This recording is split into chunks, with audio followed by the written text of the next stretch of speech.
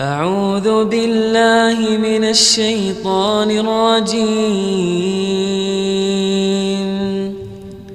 بسم الله الرحمن الرحيم.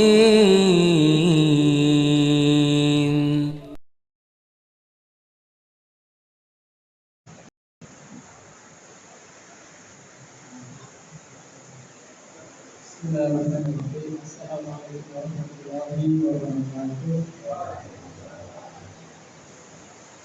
Alhamdulillah. Alhamdulillahirabbil alamin wa bihi nasta'inu ala umuri din. Allahumma shalli wa sallim ala nabiyyina Muhammad wa ala alihi wa sahbihi ajma'in. Allahumma inna bima 'allamtana wa 'allimna ma yanfa'una wa wa bayyinu lana masalan hadis dari Indonesia. Masih tafsir Al-Qur'an. Itu yang pertama kita bersyukur kepada Allah Subhanahu wa taala. Intinya kita selalu diberi nikmat oleh Allah Subhanahu wa taala, baik kesehatan ini, nikmat waktu luang, nikmat untuk bisa melakukan ibadah kepada Allah Subhanahu wa taala, khususnya di hari ini yang kejadian cukup berat. Selamat kepada Allah Subhanahu wa taala. Allah Subhanahu wa taala senantiasa memberi kita semuanya kesehatan, kemudian semangat untuk bisa melakukan ibadah kepada Allah, dan memberi ikhlas kepada Allah Subhanahu wa taala, senantiasa memberi kita semuanya hidayah dan taufiknya, sehingga kita pun bisa melangsungkan hidup kita di dunia ini dan bisa mengakhiri hidup dunia ini dan memberikan kesulitan dunia. Amin. Kedengaran atau suara? Sayur nih saya nih. Kalau sama hujan. Kita pada kesempatan kali ini insya Allah akan melanjutkan kembali pembahasan kita terkait dengan fikih waris atau tentang ilmu faraid, pembagian warisan itu sendiri, di mana kajian kita terkait dengan masalah fikih waris ini kalau tidak salah sudah mencapai tentang hal-hal yang menyebabkan hak waris atau kapan seseorang itu gugur hak warisnya, ketika apa? Ketika dia seharusnya mendapatkan warisan tapi ternyata apa? Ternyata malah tidak mendapat. Apa yang menjadikan orang itu gugur untuk mendapatkan hak warisnya? Sudah kita bahas. Ini akan lanjut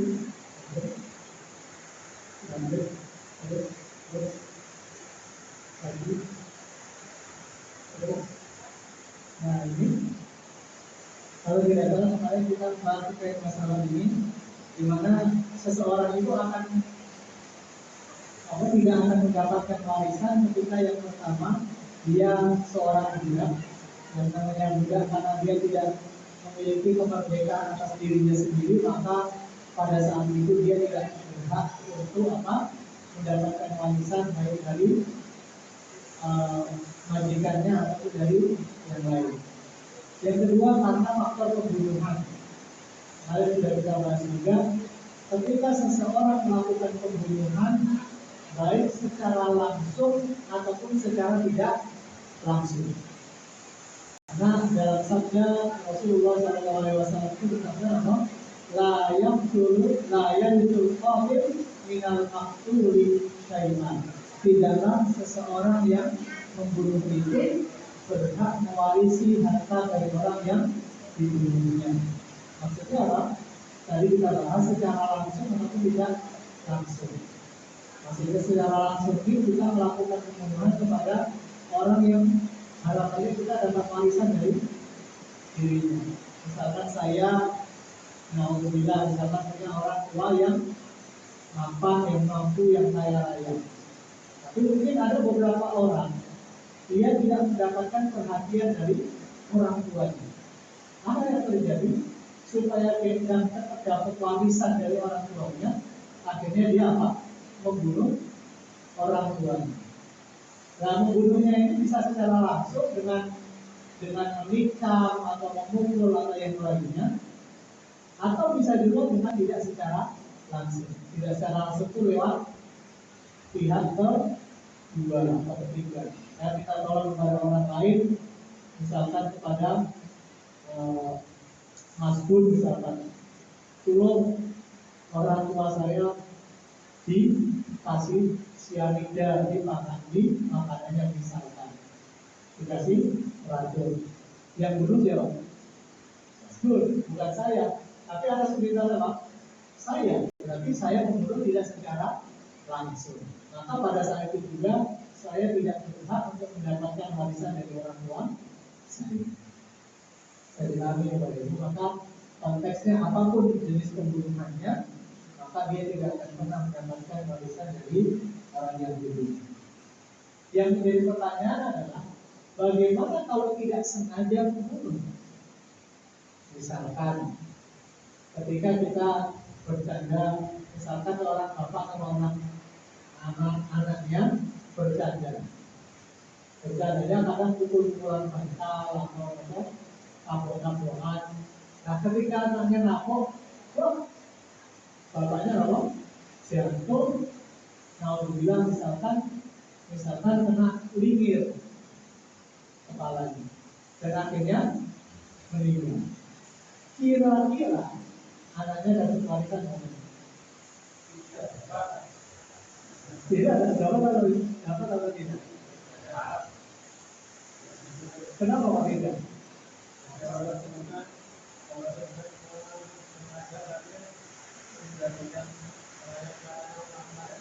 Tidak sengaja tapi menjadi nyawa melayang gitu. Baik. Ketika terkait dengan hal ini, ketika ada seseorang tidak sengaja membunuh orang lain, kira-kira kena denda tidak? Kena denda tidak? Kena kisos tidak? Tidak.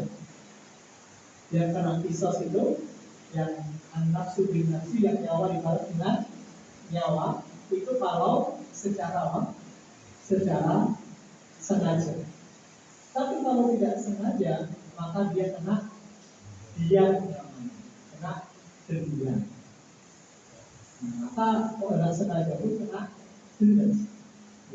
Tapi ketika itu terjadi antara orang tua dan anak, padahal yang namanya bercanda kan biasa kita, kadang di bukan bantal, kadang di. Tapi suatu ketika saudara Allah itu yang menjadikan orang tuanya meninggal, atau anaknya meninggal daripada orang tuanya, anaknya berarti kan orang tua dapat tidak dari anaknya? Dapat kan? Kalau seandainya anaknya kaya misalnya.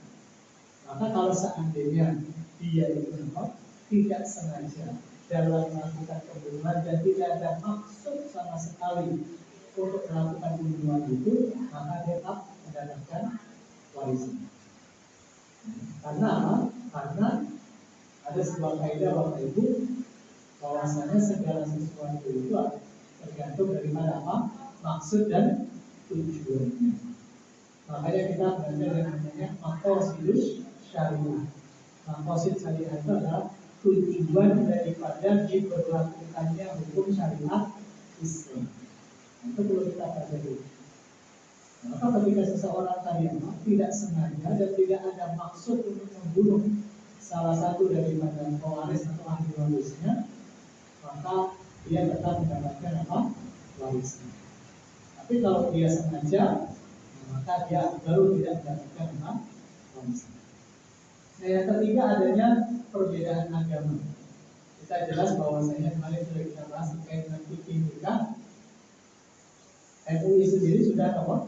Mengharamkan yang namanya pernikahan beda agama. Karena akan ada hukum-hukum yang berkelanjutan yang akan membedakan antara seorang muslim dengan orang kafir.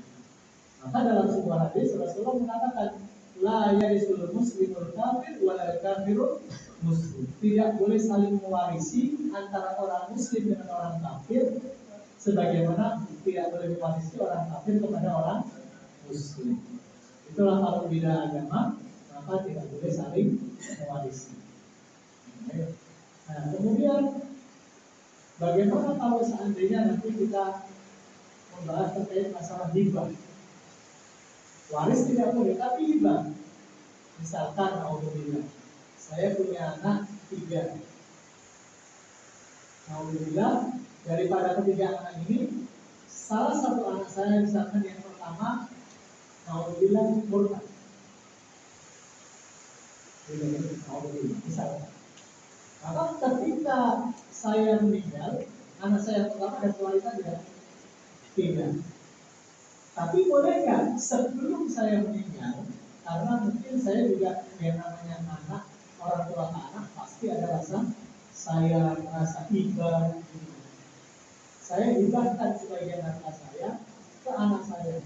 Nah, ini rumah yang di Solo, saya hibahkan, saya berikan buat kamu, anak per kamu. Sebelum saya meninggal, boleh tidak? Boleh. Kenapa? Ketika saya meninggal, karena ini beda agama, maka anak yang pertama tidak mendapatkan apa? Warisan.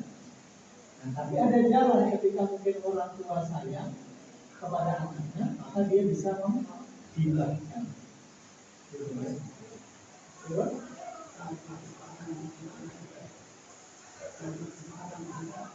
Takdir. Apakah hibah harus dengan kesepakatan anak-anak yang lain? Tidak. Yang namanya hibah itu hak prerogatif siapa? Orang tua. Mau dikasihkan ke siapa saja, ya bebas saja. Bahkan tidak dikasihkan ke anak, misalkan di masjid, boleh tidak? Boleh-boleh saja harta-hartanya dirinya sendiri. Cuman kan memang orang tua dituntut adil terhadap anak keturunannya sehingga harapannya tidak meninggalkan pertikaian antar keluarganya. Nah, disinilah yang dituntut adalah supaya mereka adil terhadap keluarganya. Tapi apakah harus izin, apakah harus kesepakatan? Ya tidak. Nah ini kalau terkait dengan masalah hibah yang mungkin bisa menjadi jalan keluar ketika apa? Dia tidak sama agamanya atau berbeda agamanya. Tapi biasanya kalau orang sudah berbeda agama mesti ada rasa dongkol gitu. Kan jadi kayak terus langsung tak tadi warisan biasanya begitu. Ya. Kemudian yang keempat, anak yang lahir di luar nikah hasil zina, maka dia tidak berhak untuk mendapatkan warisan dari bapaknya. Tapi dari ibunya dapat tidak? Dapat. Jadi misalkan ada seorang anak yang lahir dari hasil apa? Dari hasil zina.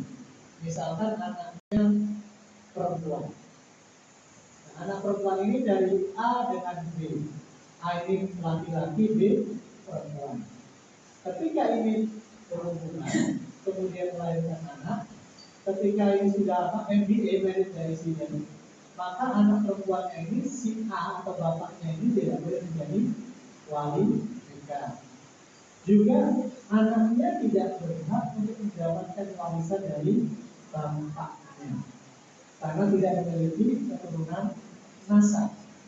Kalau nasab daripada anak hasil zina itu kembali kepada ibunya, maka dia hanya mendapatkan waris dari ibunya, tapi tidak berhak mendapat waris dari bapaknya.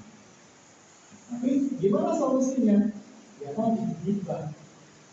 Sebagaimana tadi yang kita bahas ketika ada beda agama. Kalau seandainya ini kita tahu, dan saya kira dalam sebuah keluarga pasti tahu antara orang tua itu terhadap anaknya. Apakah anak ini hasil daripada pernikahan yang sah atau tidak? Maka ketika kita tahu atau orang tua itu tahu bahwasanya anaknya tidak berhak mendapatkan warisan dari bapaknya, maka boleh bapaknya memberikan dari hibah kepada anaknya, supaya anak juga tetap mendapatkan apa? Peninggalan dari orang tua, tapi tidak melalui jalur apa? Pembagian waris. Saya ulangi ya Bapak Ibu. Ini terkait dengan masalah beberapa hal yang menggugurkan apa namanya waris sehingga orang itu tidak mendapatkan waris daripada orang tuanya. Nah, sampai sini ada pertanyaan dulu. Kemudian kita lanjutkan. Kemudian kita lanjut harta benda sebelum diwariskan. Ada beberapa hal yang mungkin harus menjadi apa? Perhatian kita. Jadi sebelum yang namanya warisan itu dibagi kepada ahli warisnya, maka harta milik pewaris itu harus apa? Harus diambil dulu yang menjadi haknya. Apa haknya? Misalkan dia punya hutang piutang, hutang rumah sakit, misalkan seseorang atau orang tuanya sebelum meninggal masuk ke rumah sakit, masuk ICU, kemudian membutuhkan biaya untuk apa? Pengobatan, sudah diobati pada Allah meninggal. Banyak tidak yang seperti itu. Nah, akhirnya meninggalkan apa? Hutang terhadap rumah sakit. Maka harus dibayar terlebih dahulu apa? Perihal perawatan sewaktu beliau sakit. Yang kedua, perihal pengurusan pemakaman. Yang namanya bedah bumi, gali kuburan, bayar apa? Siapa yang bayar? Anaknya, bukan anak yang diambil. Ya maka bisa diambil dari mana? Maka bisa diambil dari harta peninggalannya. Maka dikurangi dulu tadi hutang piutang terkait rumah sakit atau hutang piutang kepada yang lainnya, kemudian terkait dengan tahjiz jenazah atau terkait dengan pengurusan jenazah, baik pemakaman, kain kafan, mandikan. Kalau seseorang meninggal, kemudian disucikannya di rumah sakit, bayar banyak. Berapa kira-kira? Minimal itu 1 juta. Betul ya? Tapi itu saat bulannya malah 1,6. Minimal itu. Kalau di kampung gratis, ada unit sosial ya, warga. Kalau ke rumah sakit bayar, ambulan yang bayar, mensucikan jenazah yang bayar, ya, dan lain sebagainya. Nah, itu paling tidak minimal 1 juta rupiah. Maka ini juga harus diselesaikan. Yang ketiga, kalau seandainya ada selain hutang ada nadar, misalkan nadar orang tua dan anaknya tahu bahwasanya orang tuanya bernadar untuk menginfakkan sebagian hartanya untuk yatim piatu. Umpamanya aku mari sekolah loroku misalnya, aku harus ngedi sedekah tigo anak yatim atau 100 anak yatim. Ternyata ini banyak Bapak. Setelah sakit dikasih sembuh oleh Allah Subhanahu wa Ta'ala. Dikasih sembuhnya ini mungkin hanya beberapa hari saja atau beberapa jam, kita berapa hari, tapi sembuh. Setelah itu langsung nggak ada. Seakan-akan memberi kesempatan untuk bertobat. Jadi ini duanya. Nah, maka kalau seandainya beliau yang sakit ini bernada, misalkan kalau seandainya saya diberi kesembuhan, saya akan kasih 100 orang yang anak yatim, maka ini juga harus ditunaikan. Nah, ini juga harus menjadi apa catatan terkait dengan masalah nadar. Nadar itu hutang, tapi hutang kepada siapa?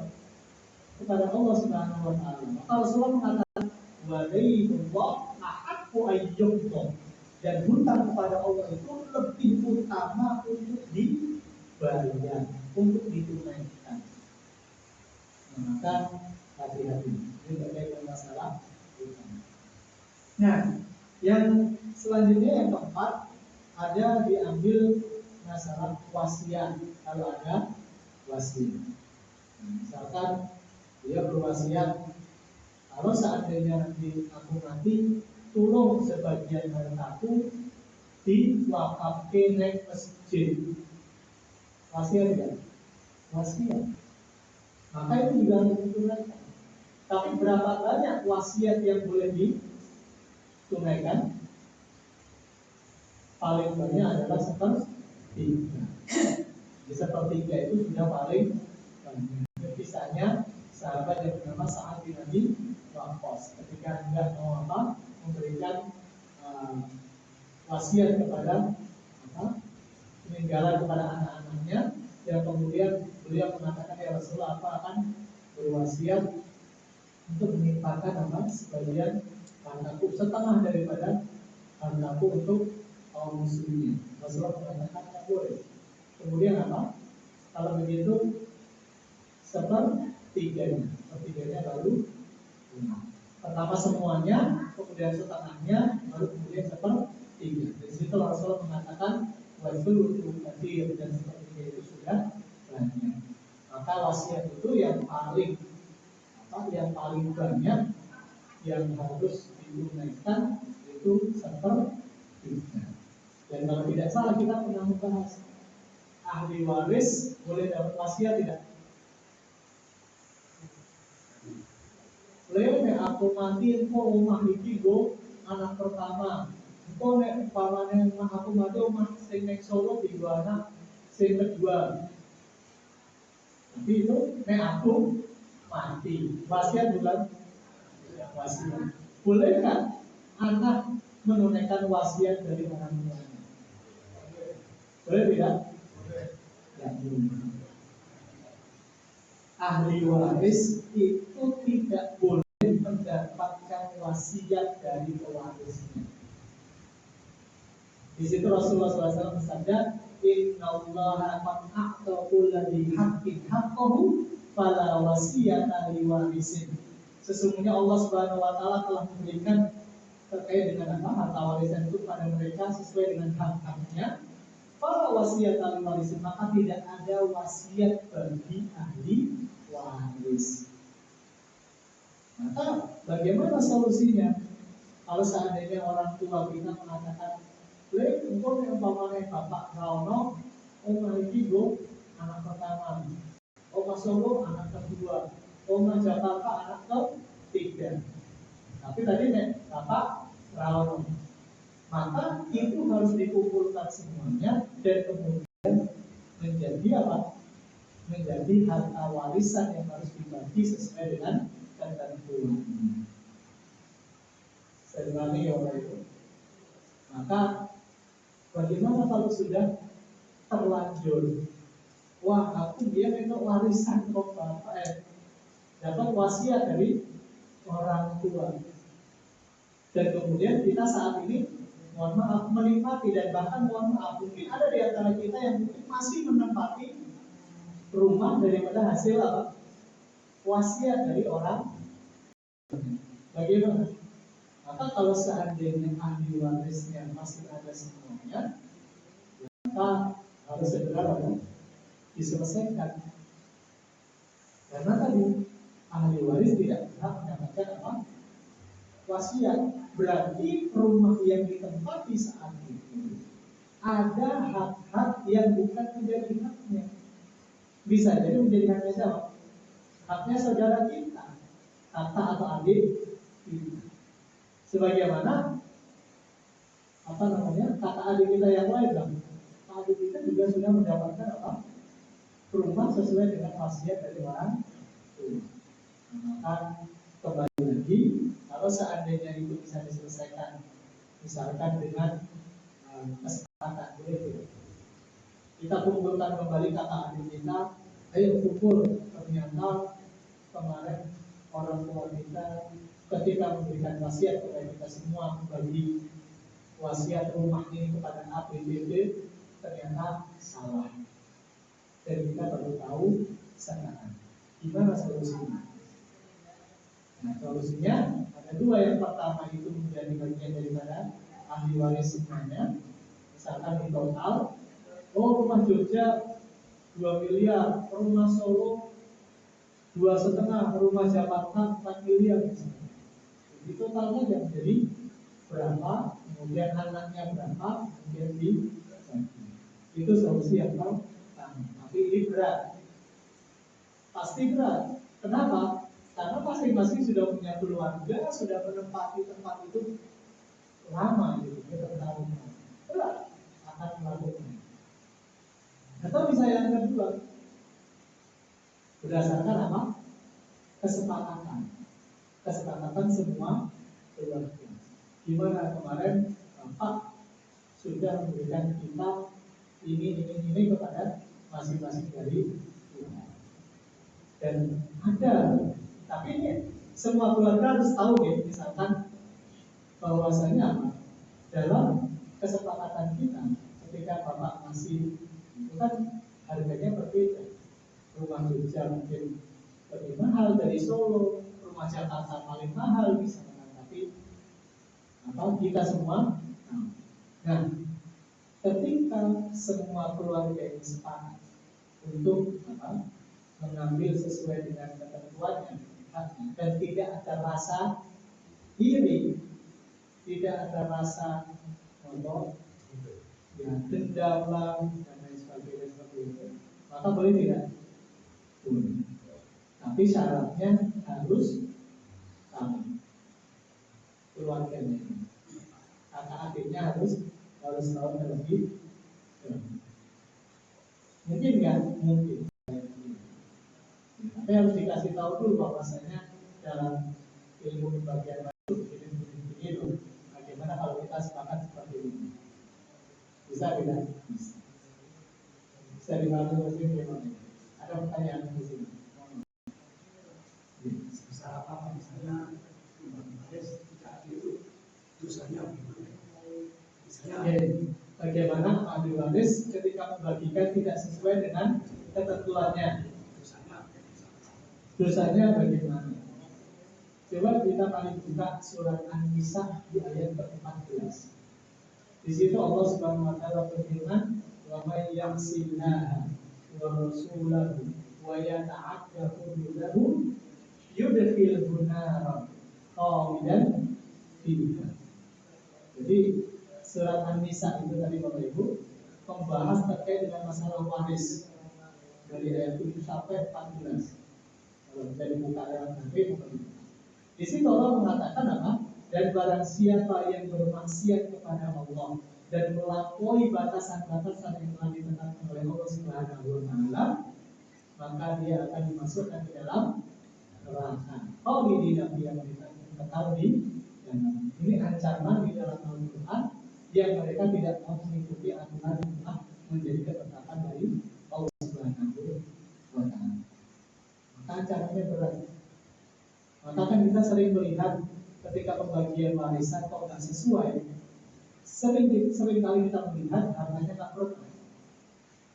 Tiba-tiba aja habis dalam beberapa saat. Kasih tahun, 2 tahun yang tadinya miliaran, tiba-tiba habis begitu. Betul ya? Jadi itu harusnya menjadi pelajaran bagi kita semua. Bahwasanya apa? Jadi itu menjadi bagian daripada apa? Daripada adab yang Allah berikan kepada dirinya. Bisa jadi itu menjadi pembersih dirinya, tapi dia tidak lepas daripada apa?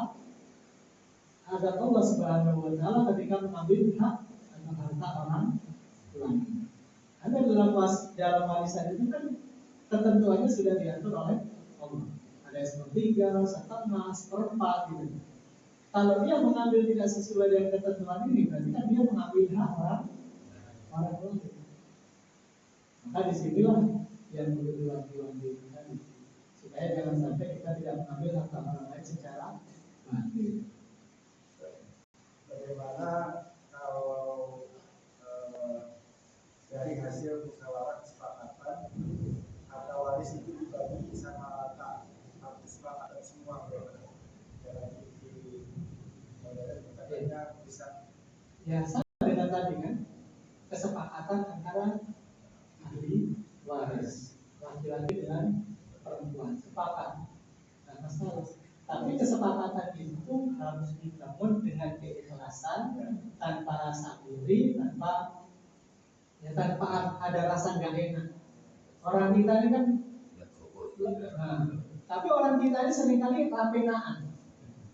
Orang Indonesia ini punya kebiasaan nggak enak, pekewo. Mau menyampaikan, wah aku ras setuju, itu nggak sampai. Itu sering seperti itu. Maka seringkali ketika itu meskipun kesepakatan, bisa jadi salah satu atau beberapa orang dari orang yang harusnya dapat lebih, dapat banyak, mungkin nggak sampai untuk menyampaikan itu. Tapi kalau semua sepakat ikhlas, boleh nggak? Boleh saja. Tapi syaratnya ya lebih baik dibagi sesuai dengan ketentuan hukum Islam. Baru kemudian kalau seandainya pihak perempuan tadi kurang mendapatkan bagiannya, ya pihak yang laki-laki sepakat saja untuk memberi tambahan kepada yang perempuan. Nah, itu kan lebih baik, lebih berkah. Nah, karena membaginya sesuai dengan ketentuan Al-Quran.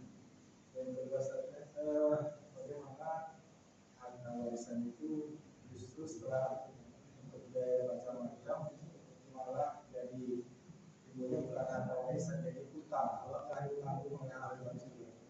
Baik. Ketika semua tadi kan harta waris dikurangi pemakaman, jenazah, rumah sakit dan lain sebagainya, ternyata kurang dan masih ada hutang. Siapa yang menanggung? Kalau seandainya si mayit ini meninggalkan anak yang soleh, maka anak itu pasti akan berusaha untuk apa? Membayar hutang daripada orang tuanya. Dan itu menjadi bagian dari bakti kepada orang tuanya. Kalau soleh dan kalau si anak mampu, soleh dan mampu tadi syaratnya. Tapi juga ada juga mampu tapi nggak soleh, tetap nggak mau bayar. Nah itu bersyukurlah orang tuanya kalau seandainya mendapatkan keturunan yang seperti itu. Tapi kalau seandainya soleh tapi nggak mampu, bagaimana? Ya, kembali kepada kemampuan daripada ahli waris. Maka akan menjadi tanggung jawab siapa? Yang orang tua. Yang berutang siapa? Orang tua. Oke? Ada yang lain?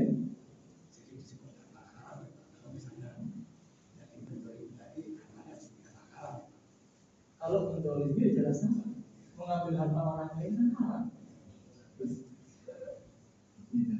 Oke. Nah, kemudian kita lanjut terkait dengan masalah tadi harta warisan sebelum dibagikan. Kita masuk kepada waris, hibah dan juga wasiat. Itu lebih kita ada waris, hibah dan wasiat. Ini sebenarnya yang penting supaya kita bisa ngerti. Ya. Terkait dengan waris, itu pembagiannya waktu pemberiannya adalah ketika seseorang sudah meninggal. Penerimanya siapa? Warisan itu ahli waris dan besarnya berapa? Ketetapannya sudah ditentukan di dalam Al-Quran. Ada yang setengah, seperempat dan selanjutnya. Maka hukum pembagian waris ini apa? Hukumnya wajib. Membagi waris sesuai dengan ketentuan Al-Quran hukumnya apa? Wajib. Makanya kan tadi dikatakan Allah memberikan ancaman yang sangat berat sekali ketika tidak mau berhukum dengan hukum Allah. Maka hukumnya wajib. Yang kedua, hibah. Hibah itu diberikan seketika seseorang masih dalam keadaan hidup.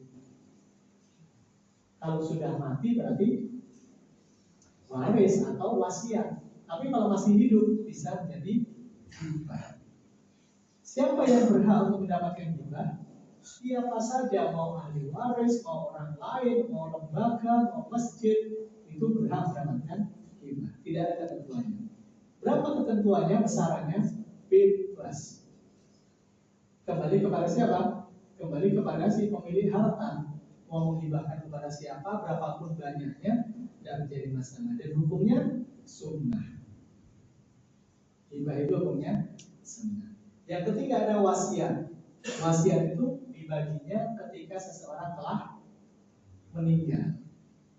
Jadi yang namanya wasiat itu mesti meninggal dulu, baru apa? Baru dibagikan hartanya. Yang kedua, penerimanya siapa? Semua boleh menerima kecuali ahli waris. Semua boleh menerima wasiat kecuali siapa? Ahli waris. Tadi yang sudah kita sampaikan, Rasulullah bersabda apa?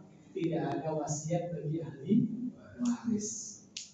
Nah ini yang harus kita sama-sama tahu. Besarannya berapa wasiat itu? Maksimal 1/3. Maka kalau seandainya ada seseorang mewasiatkan kepada keluarganya, nah, neko Bapak Rawono setengah harta Bapak tok sumbang ke masjid. Boleh tidak? Tidak boleh. Yang boleh ditunaikan hanya berapa? 1/3 saja. Ini terkait dengan masalah wasiat. Dan hukumnya apa? Sunnah. Menunaikan wasiat sunnah. Gitu.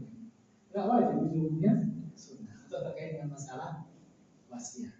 Nah, ini tiga hal yang harus kita sama-sama tahu. Jangan sampai apa yang terjadi di Indonesia ini apa?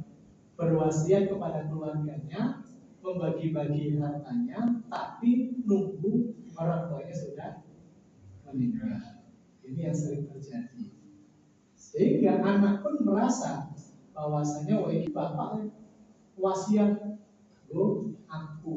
Nah ini yang harus diwanti-wanti, jangan sampai apa? Kita membagi waris sesuai apa ahli waris itu membagi warisan sesuai dengan wasiat daripada orang tua. Ini yang tidak boleh. Oke. Kemudian kita lanjut Bapak Ibu sekalian terkait dengan kelompok ahli waris. Siapa saja sih orang-orang yang berhak mendapatkan warisan itu? Nah ini yang pertama ada yang namanya zawil furud. Belum ini.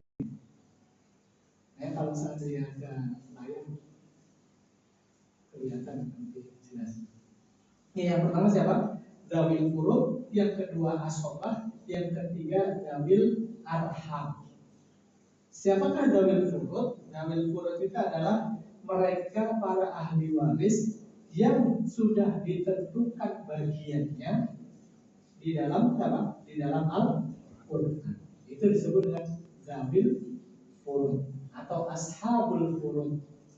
Ada orang yang menyebutnya ashabul furud. Ashab itu jamak dari sahabat atau para penerima dari golongan siapa? Furud. Furud itu bagian yang telah ditentukan di dalam Al-Qur'an. Maka siapa saja yang menjadi bagian dari ahli zawil furud atau ashabul furud ada 12. 4 dari laki-laki, kemudian 8 dari perempuan. Itu adalah ashabul furud atau zawil furud. Yang semuanya ketentuannya sudah ditentukan oleh Al-Quran. Nah ini lanjut yang tadi. Nah ini tadi ya waris, hibah dan wasiat.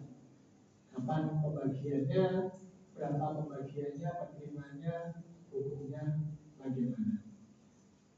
Nah lanjut. Tadi ya ini kemudian lanjut lagi zawil furud, ashabul furud. Zawil furud tadi yang sudah ditentukan dalam Al-Quran. Next terus lagi ini kita balik. Nah itu lagi next. Nah lagi terus. Nah ini dari perempuan. Siapa saja? Ada istri.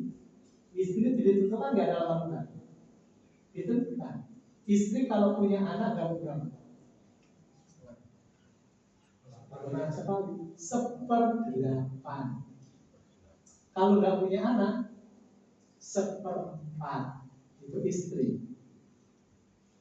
Istri adalah 1/4. Kalau nggak punya anak. Kalau punya anak 1/8.